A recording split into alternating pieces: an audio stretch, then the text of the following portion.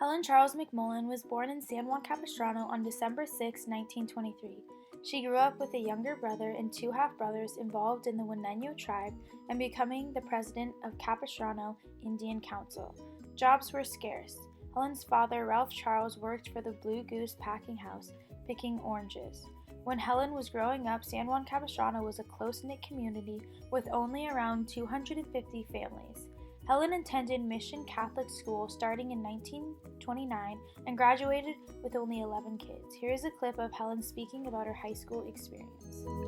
When I graduated, there was just 11 kids. The nuns were really, kind of took me under their wing because I was tall and, shy. But they made sure that I had joined the adult choir. They needed an alto, so I joined. And I continued singing with the choirs until I married, and then I did some afterwards. Also, the pastor, Father Hutchison, he invited me to, and they recruited me to become a tour guide. So I worked at the mission as a tour guide weekends and all summer till I was up in high school and graduated.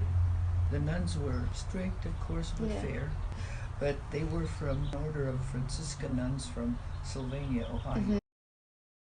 In high school, Helen took math, English, and reading. She also took a business and typing course. After high school, Helen started working at the post office as the postmistress. As a postmistress, she had to learn all the rates of the stamps, including international countries.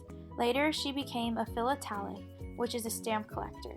Here is Helen McMullen talking about her experiences as a postmistress. In 1951, I started.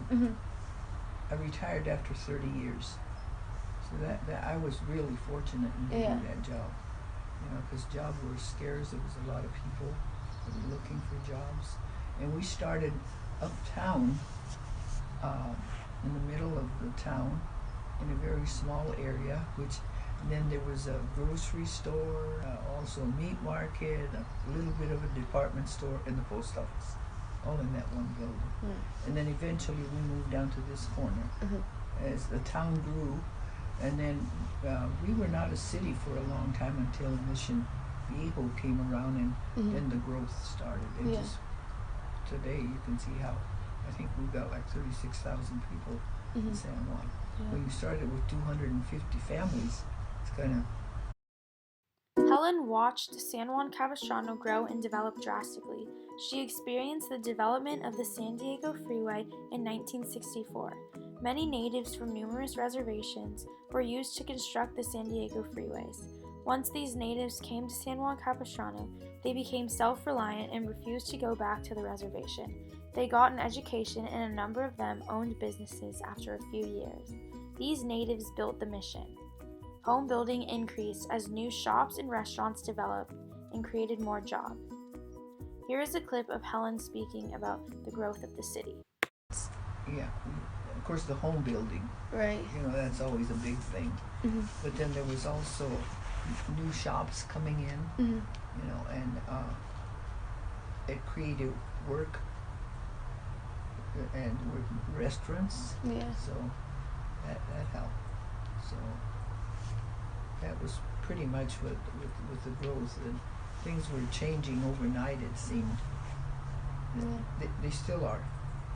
And you see an area, and pretty soon it's gone. You even forgot what it looked like before. Well, these homes were the early, what they called track houses. These were built in the 50s. So these were the first homes. All the other homes in the area were on the historic Los Rios Street, and we lived there as kids. And there were just a few homes, and then you had the ranchers here and there that had farms, but little by little it just we got more cars than you can handle these days. Helen married her high school sweetheart, Bill McMullen, her senior year, and had 2 kids before he left to serve in World War II.